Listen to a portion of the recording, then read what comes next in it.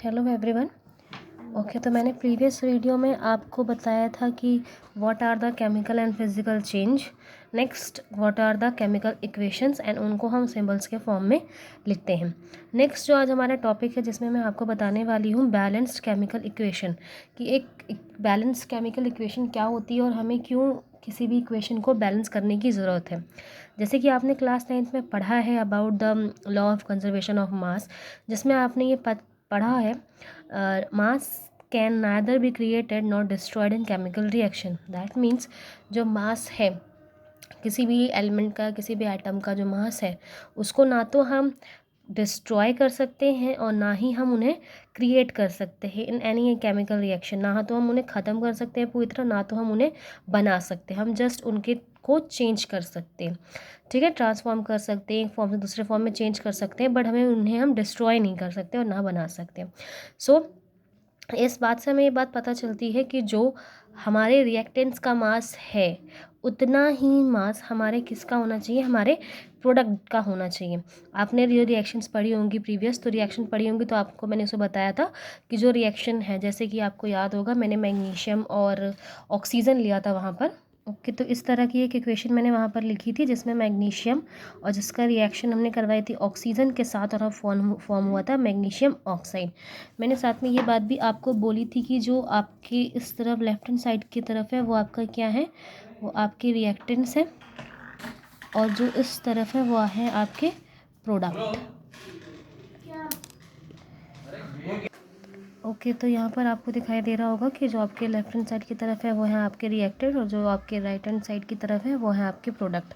अगर हम इनको सिंबल्स के फॉर्म में लिखेंगे तो ये हो जाएगा आपका Mg plus O2 then MgO, right. So मैंने आपको ये बात बोली थी कि ये अभी क्या है, बैलेंस नहीं है। ओके, बैलेंस क्यों नहीं है, अब हम आज बात करते हैं कि ये बैलेंस है या नहीं है, फिर नहीं है तो फिर क्यों है। अगर आप देखें नंबर ऑफ, मैं यहाँ पे छोटा सा ब्लॉक बनाने जा रही हूँ, कॉलम्स जिन्हें आप देखें। सो फर्स्ट हम लिखेंगे अबाउट द एटम, जिस भी एलिमेंट को, जिस एलिमेंट को आप यहाँ पर लिख रहे हैं। देन रिएक्टेंट्स, रिएक्टेंट में उसका नंबर कितना है, एंड जब वो प्रोडक्ट फॉर्म हो जाते हैं तब वहाँ पर कितने एटम इसमें लगे हुए हैं। ओके, सो अब हम बात करते हैं, पहले हम बात करते हैं मेनली इसमें दो ही है, Mg एंड O। इसके अलावा कोई तीसरा आपको रिएक्टेंट यहाँ पे देखने को नहीं मिल रहा। सो Mg, फर्स्ट हम Mg की बात कर रहे हैं। तो आपने यहाँ पर देखा होगा कि रिएक्टेंट्स में Mg का नंबर कितना है, आपको यहाँ दिखाई दे रहा है Mg के आगे कुछ नंबर है, नहीं है। जब कुछ नंबर ऐसा नहीं लगा होता तो उसे हम 1 कंसीडर करते हैं। तो यहाँ पर 1 है, रिएक्टेंट में वो कितने हैं, 1। अब आप प्रोडक्ट में उन्हें चेक कीजिए, ये जो प्रोडक्ट है आपका, अब यहाँ पर अगर आप नंबर देखें Mg का तो वो कितना है, again 1, no changes at all, आपको 1 1 मिल रहा है तो बैलेंस है। नेक्स्ट दूसरा ऑक्सीजन, जो ऑक्सीजन है, जो O2 है, अब अगर आप उसे ध्यान से देखें तो O2 बिकॉज ऑफ दिस 2 जो ये नंबर है यहाँ पर, वो ऑक्सीजन का कितना है, यहाँ पर 2 है। ओके, कितना नंबर है, जो नंबर है वो यहाँ पर 2 है। अब आप यहाँ पर देखें MgO में अगर O क्या नंबर है हम यहाँ पे चेक करते हैं तो आपको इसके आगे कहीं 2 दिखाई नहीं दे रहा है, राइट। और जस्ट O लिखा हुआ है, जस्ट ऑक्सीजन का सिंबल है O है, और कुछ नहीं दिखाई दे रहा, तो वहाँ पर कितने हैं, जस्ट 1। सो अब आप यहाँ पर एक चीज़ फॉलो अप कर पा रहे हो, एक चीज़ समझ पा रहे होंगे, जैसे कि मैंने आपको बोला, पहले बताया कि जो मास है ना तो वो क्रिएट हो सकता है ना डिस्ट्रॉय हो सकता है। सो अगर यहाँ पर एटम्स, जो यहाँ पर 2 है, वहाँ जाने के बाद एक है, तो जो फर्स्ट नेक्स्ट एक एटम है वो कहाँ है, तो इस तरीके से आप कह सकते हो कि ये जो बैलेंस इक्वेशन नहीं है, बिकॉज जो नंबर ऑफ एटम्स हैं वो ऑलवेज बराबर होंगे रिएक्टेंट्स के एंड प्रोडक्ट के। सो अब हमें इन्हें बैलेंस करना है। सो आप कैसे बैलेंस करेंगे इन्हें, ओके। ये मेजर मेन प्रॉब्लम यहाँ पर आकर फंसती है, बिकॉज़ ये समझना तो बहुत इजी है कि ये बैलेंस नहीं है, बट इसे हम बैलेंस कैसे करते हैं, that's the major thing, that's आपको उसके ऊपर फोकस करना है। ओके, सो छोटी छोटी सी ट्रिक्स हैं, ऐसे ऐसे देखा जाए तो ट्रिक्स कुछ नहीं है, जैसे आपको थोड़ा सा अपने माइंड का, थोड़ा सा सेंस ऑफ ह्यूमर का यूज़ करना है ना, आप समझ जाएंगे। जैसे कि यहाँ पर है आपका 2, राइट, यहाँ पर है 2, यहाँ पर कुछ भी नहीं है, कुछ भी नहीं लगा हुआ है। हाँ, वन मोर थिंग, कभी आप नीचे के साइड यहाँ पर आप कभी भी लिख के उनके नंबर, दिस साइड पे आप नंबर्स लिख के कभी नहीं बढ़ाएंगे। आपको जब भी यहाँ पर नंबर्स बढ़ाने या यहाँ पे नंबर बढ़ाने, आप उनको ऑलवेज आगे की तरफ लिखेंगे। ओके, सो यहाँ पर O2 था, तो इस 2 को हम क्या करते हैं, इस पूरे एलिमेंट के आगे लिख देते हैं। ओके, अब अगर हम आफ्टर चेंज करने के बाद, अब अगर हम यहाँ पर नंबर ऑफ़ एलिमेंट को चेक करते हैं, सो यहाँ पर आपका mg तो 1 है, 1 ही लिखा हुआ है, बट अब आपके mg कितने हो गए, 2। अब ये आपका 1 नहीं रहा, ये 1 ना हो के अब वो क्या हो गया है, 2 हो गया है। ओके, हाँ, लेकिन पहले जो यहाँ पे आपके O2 थे वो अब यहाँ पर इसको इस 2, ये जो वहाँ पे बेटा 2 लगा हुआ है वो इस mg के लिए भी एप्लीकेबल होता है और इस O के लिए भी एप्लीकेबल होता है। तो अब जो नंबर ऑफ़ एटम ऑक्सीजन के हैं, अब वो यहाँ पर 1 ना हो गए, वो क्या हो गया है, 2 है। सो अब आपको दिखाई दे रहा है कि आपको ऑक्सीजन तो बैलेंस हो गया, पर आपका मैग्नीशियम यहाँ पर बैलेंस नहीं है। तो मैग्नीशियम को बैलेंस करने के लिए हम क्या करेंगे, just a very small thing, छोटी सी थिंग, कि इस जो पहला रिएक्टेंट्स के आगे है, इसके आगे भी हम 2 लगा देते हैं। ठीक है, अब अगर आपने इसके आगे 2 लगा दिया और रिएक्टेंट में अब बताइए, अब यहाँ पर भी 2 है। फाइन, तो इस तरीके से आपको दिखाई दे रहा होगा कि आपकी इक्वेशन बैलेंस हो गई। ये बहुत छोटी सी रिएक्शन थी, इस वजह से बहुत ईजिली, बहुत जल्दी बैलेंस हो गई है। एंड ऐसे बहुत सारी इक्वेशंस आपको मिलेंगी जो आपके बुक में दी हैं, जिन्हें आपको बैलेंस करना सीखना है। ये नेक्स्ट रिएक्शन है जो कि आपके एनसीईआरटी बुक में गिवन है, जहाँ पर बताया गया है Zn की जो रिएक्शन है, मतलब जिंक की जो रिएक्शन है वो सल्फ्यूरिक एसिड H2SO4 के साथ करवाई जा रही है और हमें मिलता है ZnSO4 और साथ में क्या फॉर्म होता है, हाइड्रोजन गैस फॉर्म होती है।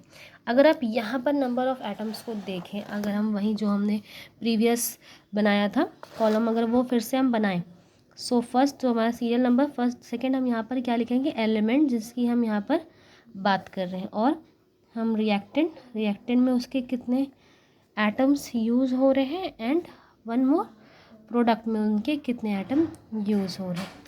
ओके, सो फर्स्ट हम किसकी बात कर रहे हैं, फर्स्ट हम बात करते हैं Zn की। तो ये है आपका जिंक। ठीक है, आप अगर रिएक्शन के पहले जिंक को देखें तो भी वो 1 है, और रिएक्शन ख़त्म हो जाने के बाद भी जो जिंक है वो कितना है, 1। तो in reactant it's 1 and in product it's also 1, no problem with this.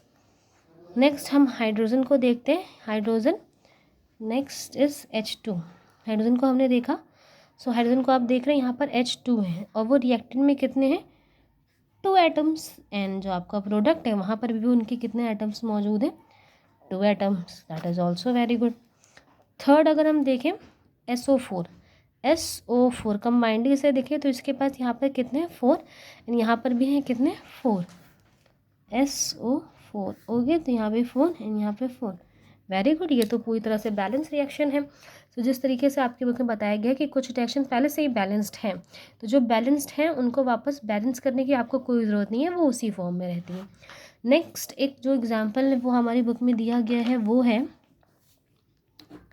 जो नेक्स्ट एग्जाम्पल दिया हुआ है वो आपकी बुक में, वो है iron plus water H2SO4 it's give Fe3O4 plus H2। ठीक है, अब अगर हम नंबर ऑफ़ कंपोनेंट यहाँ पर निकालें, सो फर्स्ट हम क्या रखेंगे, एज वी नो, जैसे कि आपको पता चल गया, element, then number of reactant and in product. So first अगर हम देखें तो हम पहले किसकी बात करेंगे, आयरन की बात करते हैं। सो आयरन आपको दिखाई दे रहा होगा कि इन दिस आपके रिएक्टेंट में वो कितने नंबर हैं, एटम्स 1, एंड जो आपका प्रोडक्ट है उसमें उसके कितने एटम्स मौजूद हैं, 3। नाउ H2 के यहाँ तो एटम्स कितने मौजूद हैं, यहाँ पर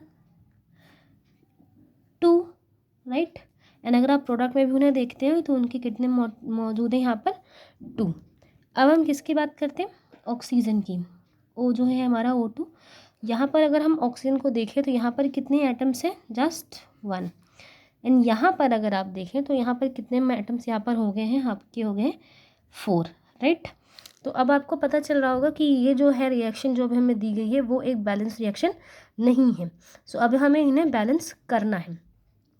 सो इन्हें बैलेंस करने के लिए हम कैसे कोशिश करते हैं, तो पहले छोटे छोटे चीज़ें आप इन्हें बढ़ाइए, देन आपको समझ में आएगा कि कैसे बैलेंस करना है। आप स्टार्ट करेंगे तो आपको समझ में आता जाएगा धीरे धीरे कि कैसे बैलेंस होगी। सो फर्स्ट तो आपको हाइड्रोजन तो फिलहाल अभी नहीं देखना, बिकॉज हमें जो फोकस करना है वो हमारे ऑक्सीजन और फ्लोरीन के ऊपर करना है। सो जैसे कि आपको यहाँ दिखाई दे रहा होगा कि यहाँ पर जो आपका ऑक्सीजन है उसके पास में कुछ भी नहीं लगा हुआ है, मतलब वहाँ पर जस्ट 1 है। और जैसे मैंने कि अभी आपको बोला कि आप यहाँ पर नंबर्स बढ़ा सकते हैं जितने भी आपको मन करे। सो आपने यहाँ पर ऑक्सीजन कितने लिखे हैं, 4 लिखे हुए, राइट। सो कर देते हैं बराबर, यहाँ पर भी हम क्या लिख देते हैं, 4, ठीक है। अगर आप यहाँ पर 4 लिख देते हैं, सो अब आप देखेंगे कि जो आपका ऑक्सीजन है वो तो बिल्कुल बैलेंस हो गया, बिकॉज यहाँ पर 4 ऑक्सीजन होने चाहिए, यहाँ पर 4 ऑक्सीजन हमारे बने थे, यहाँ पर 4 ऑक्सीजन होने चाहिए, आपने बैलेंस कर दिया। सो जो ये ऑक्सीजन यहाँ पे 1 था वो कट के आपका क्या हो गया, 4, बैलेंस 4 बट अब आप ये बताइए कि ये जो आपका हाइड्रोजन है वहाँ पर ये कितने हो गए, ये कितने हो जाएंगे, आप इसे काउंट करेंगे, 4 2 जा 8। ऑलवेज द मल्टीपल्स होता है, यहाँ पर मल्टीप्लाई किया जाता है।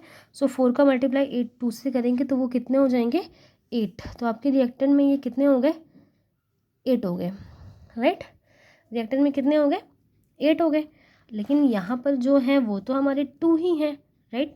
तो उन्हें भी हमें कंप्लीट करना है, यहाँ पर भी इक्वल होने चाहिए। तो इसके लिए हम इसके आगे क्या लगा देते हैं, इसके आगे हम यहाँ पर 4 लगा देते हैं। अब ठीक है, अब यहाँ पर भी ये कितने हो गए, 8, और यहाँ पर भी कितने हो गए, सॉरी जो पहले भी हमारे 8 हो गए थे और अब भी कितने हो गए, 8, बैलेंस। ओके, अब अगर आपका बैलेंस नहीं है तो वो क्या है, आपका आयरन बैलेंस नहीं है, बिकॉज यहाँ पे तो आयरन 3 है बट यहाँ पर आयरन 1 है। सो इजी, हम यहाँ पर जो 3 है वो हम इसके आगे यहाँ पर इस तरीके से लिख देते हैं, ठीक है। सो अब आपके रिएक्टेंस में भी आयरन का की आइटम्स कितने हो गए, 8। तो इस तरीके से आप देखेंगे। सो कुछ छोटी छोटी सी चीज़ें हैं, आपको पहले ट्राई करनी पड़ेंगी, धीरे धीरे करने से आपको बिल्कुल बैलेंसिंग करनी आ जाएगी। जस्ट आप किसी भी एक एलिमेंट से ट्राई कर सकते हैं, जैसे मैंने पहले ऑक्सीजन से ट्राई किया, तो आपको ज़रूरी नहीं आप पहले आयरन से भी कर सकते थे। सो किसी भी तरीके से आप ट्राई करना स्टार्ट करेंगे तो आपको धीरे धीरे वो समझ में आएगा कि किस तरह हमें बैलेंसिंग करनी होती है। ये तो बहुत ईजी स्टेप्स है, बहुत ईजी कुछ रिएक्शंस दिए थे जिसमें आपको आप कर पा रहे हो, और बहुत बड़ी बड़ी भी रिएक्शंस होती हैं, बट आप धीरे धीरे धीरे करके बैलेंस करते जाइए। मैं आपको कुछ सेंड्स भी करूँगी रिएक्शन जिन्हें आप कर पाओ, तो उनको आप घर पे करिएगा और धीरे धीरे करके आप बैलेंस रिएक्शन कर सकेंगे।